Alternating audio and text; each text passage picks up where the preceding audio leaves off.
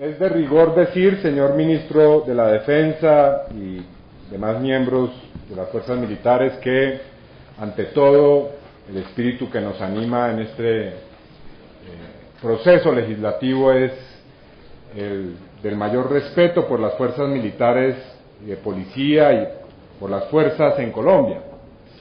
Un respeto que emana no solamente de la comprensión y el acatamiento a los principios de nuestra Constitución, sino una comprensión, señor ministro, de la difícil circunstancia en que las fuerzas militares libran combates y realizan sus funciones en el territorio nacional. Es claro que no es fácil la tarea de quienes tienen que librar distinta clase de operaciones en Colombia para intentar garantizar el orden público y el bienestar de los ciudadanos.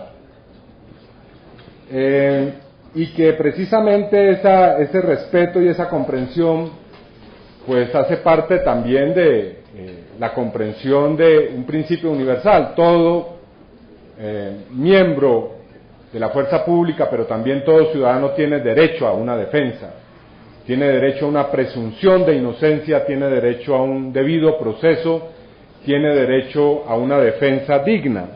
No es eso lo que está en discusión en esta sala, ni en el proceso de este proyecto de ley.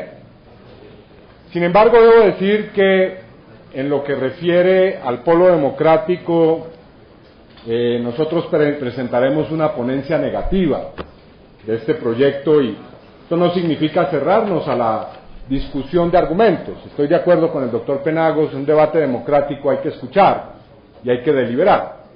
Sin embargo, debo decir, y quiero ser muy breve, que presentaré simplemente algunas acotaciones de contexto y a continuación 5 razones profundas que me llevan a señalar que presentaremos ponencia negativa, porque tal y como está el proyecto, debo decirlo, tiene vicios de inconstitucionalidad que son estructurales. Entonces, voy por lo primero. Quisiera hacer algunas acotaciones de contexto. Es claro que estamos en medio de un debate, señor ministro de la Defensa, que conmueve al país y que involucra distintos aspectos de las fuerzas militares, su actuación, su reacción frente a los procedimientos de la justicia, los sitios de reclusión donde están, se supone, pagando condenas quienes han cometido diversa clase de delitos, la situación de distintos privilegios que podrían dar a pensar que existe una especie de régimen particular que pone a los miembros de la fuerza pública en una condición por encima de los derechos de los demás ciudadanos. No voy a nombrar los casos Tolemaida, en fin, las decisiones de la justicia, la salida traumática del general Matamoros del alto mando militar, en fin. Yo quiero simplemente sobre este particular decir algo, y es una vieja discusión en derechos humanos, y es la discusión de siempre.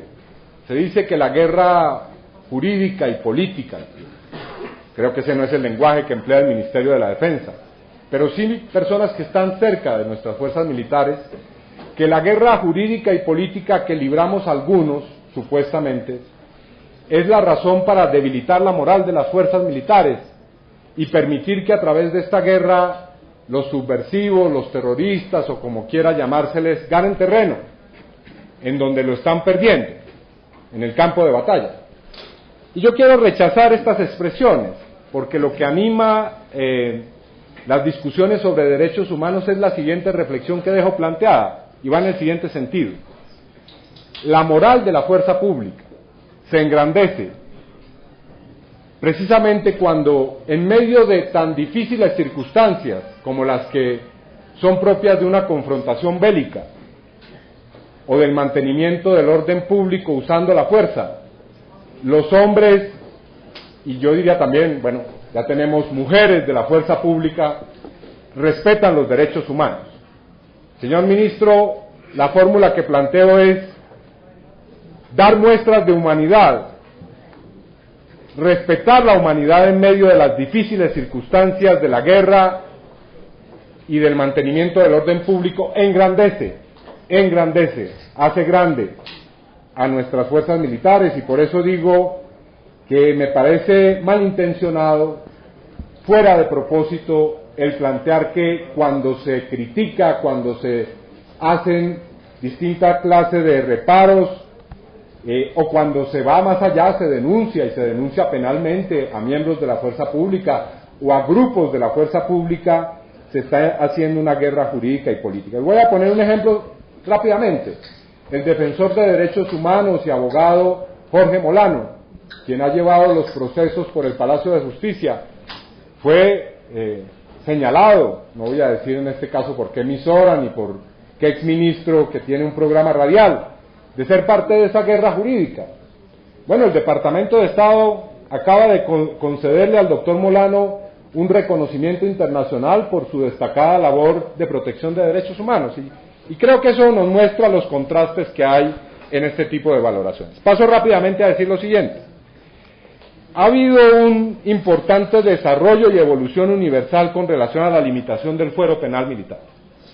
Digamos que hoy hay un estándar internacional, hay una gráfica que está en las pantallas, muestra una jurisprudencia comparada entre varios países, pero también el sistema internacional de Naciones Unidas, el sistema interamericano, las cortes constitucionales de muchos países han limitado claramente el fuero penal militar.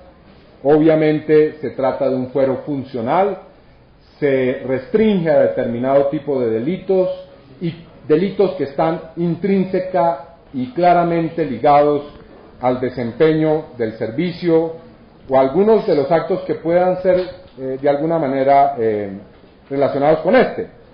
Así que cualquier extralimitación, cualquier medida que busque ir más allá, pues coloca la situación en un plano realmente delicado.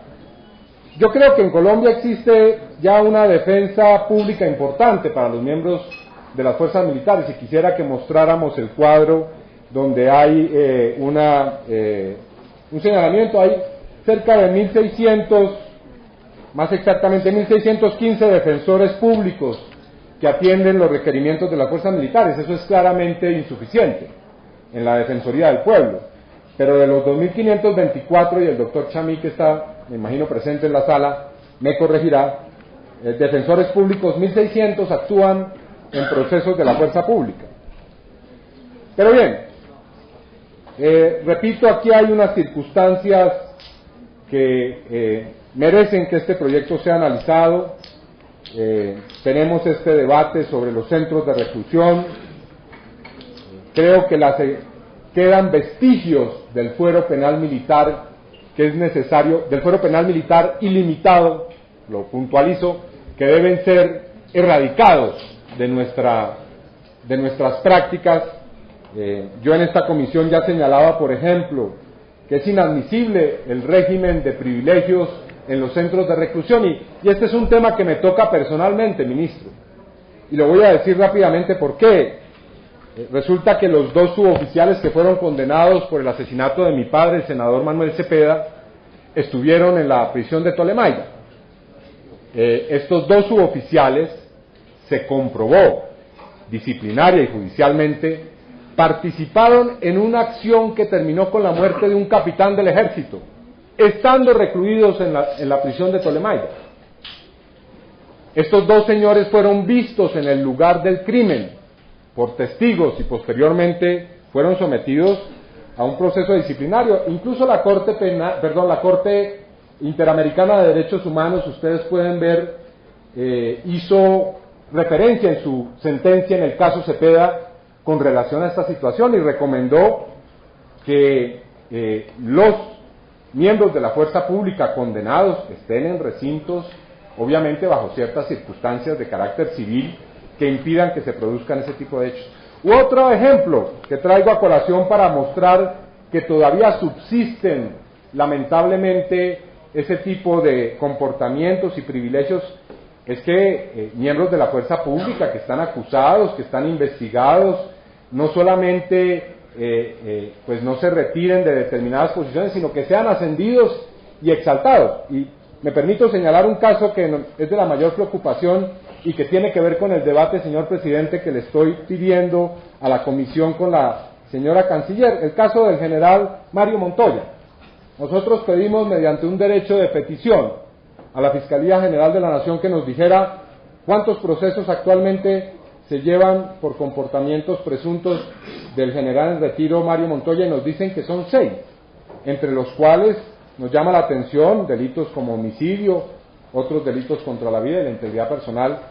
No creemos que el general en retiro, independientemente de su derecho legítimo a la defensa y a la presunción, deba estar en este momento en una embajada. Se lo digo sinceramente, y vamos a pedir su destitución y más bien que regrese al país para afrontar esta situación.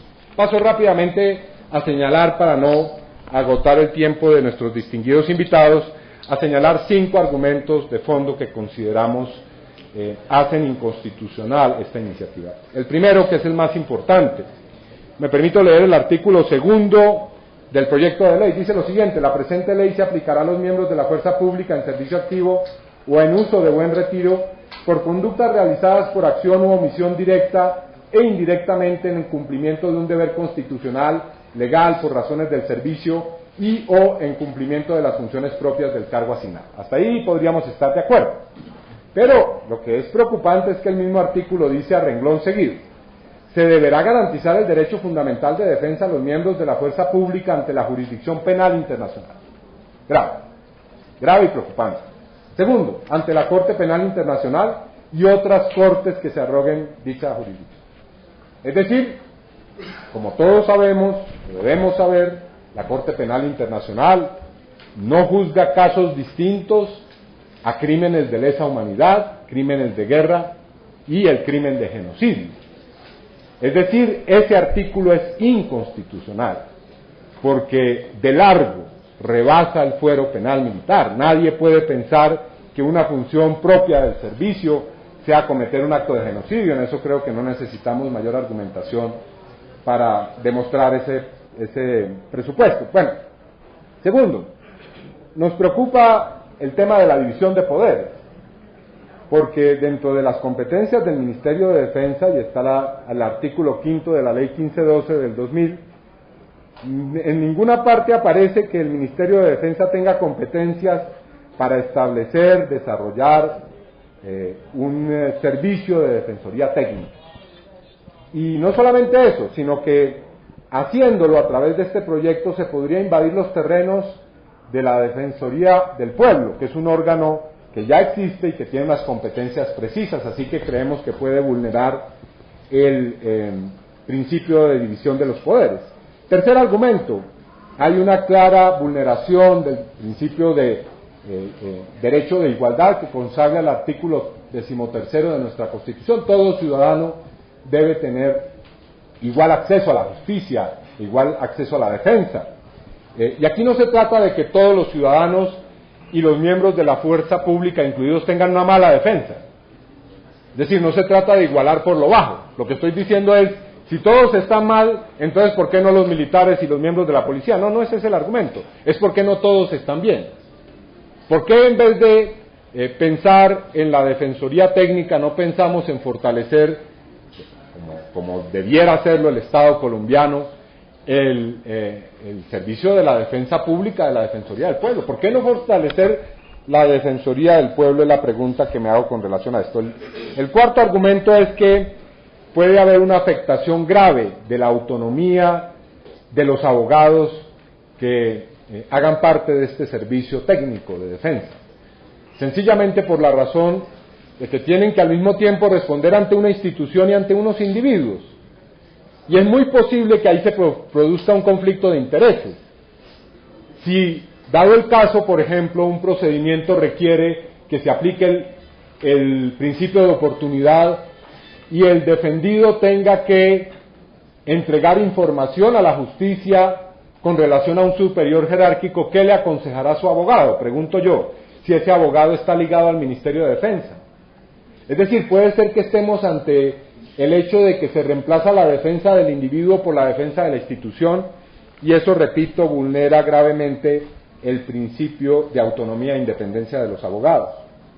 Y por último, con esto termino, hay un argumento que no es de carácter jurídico ni de carácter legal en términos de los principios del derecho nacional e internacional, sino que tiene que ver con la circunstancia de que este proyecto entra dentro de la filosofía y el nuevo concepto del gobierno nacional de la llamada sostenibilidad fiscal. Y voy a ejemplificar lo que estoy diciendo.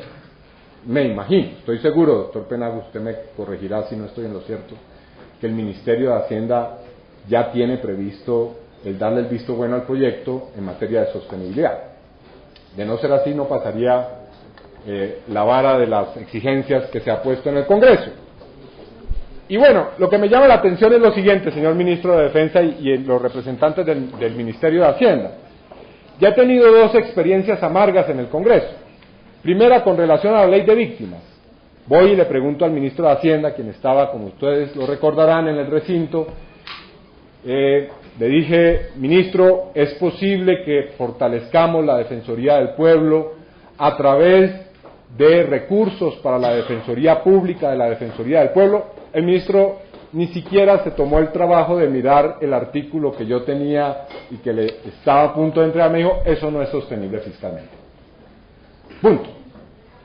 Y la segunda amarga experiencia es con el director de Planeación Nacional, estando todos nosotros en el debate reciente del Plan Nacional de Desarrollo. Le pregunté al director, le hice la misma pregunta, ¿será posible, señor director, incluir en el Plan Nacional de Desarrollo el fortalecimiento de la Defensoría del Pueblo, la defensa pública?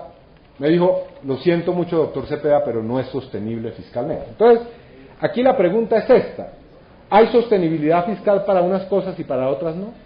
¿Es sostenible la defensa para militares que, repito, y miembros de la fuerza pública, que deben tener defensa, por supuesto, pero es sostenible esa y las de las víctimas no?